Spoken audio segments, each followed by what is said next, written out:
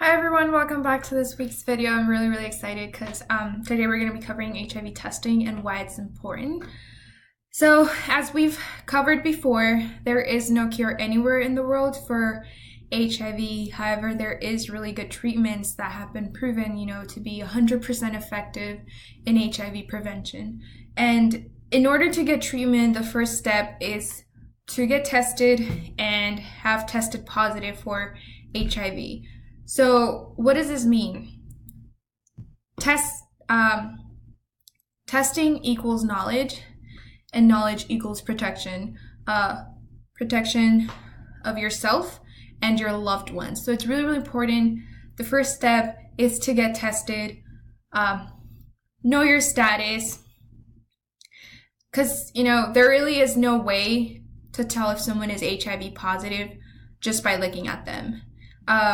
That won't happen. It doesn't happen the only way that, someone can tell if another individual is HIV positive is that if that individual, shares their status with, those who they trust. But really other way, just by looking at a person, you can't tell if they're HIV positive or not.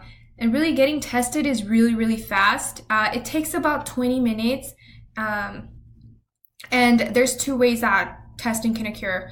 That's through saliva and through blood.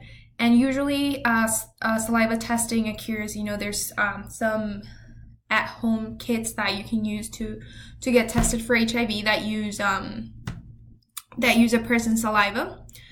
And however, there's a lot of great advantages to getting tested at centers, and really what they do is they'll draw a couple drops of blood, and if a person decides to do a full-on panel of not only HIV but other sexually transmitted disease, that's when they'll usually pull out more blood, than just a couple of drops.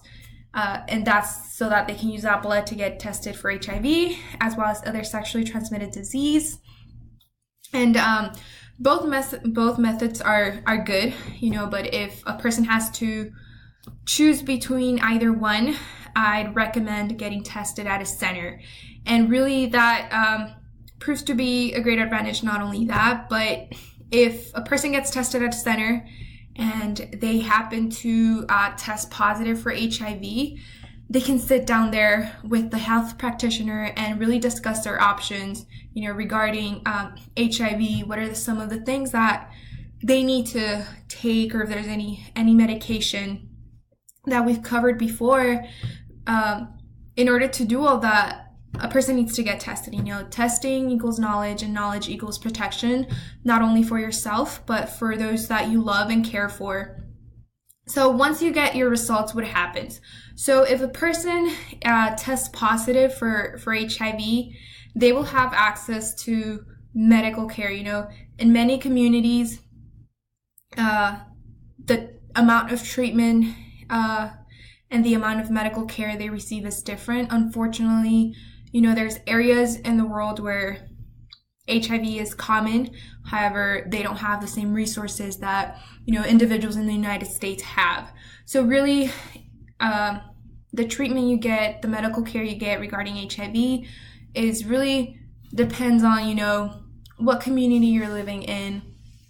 However, that should not discourage a person, of getting tested and seeking help. So once, and there's two options.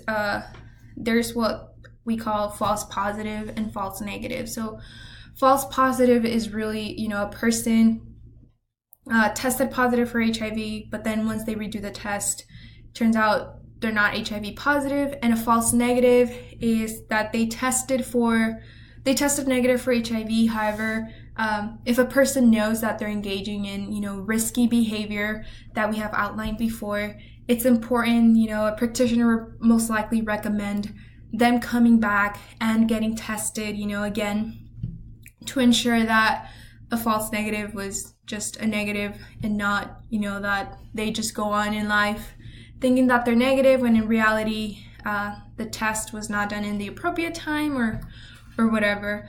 But really, testing for any person as a prevention method for HIV is really, really helpful. I highly encourage everyone, to have some knowledge on their status. Testing equals knowledge.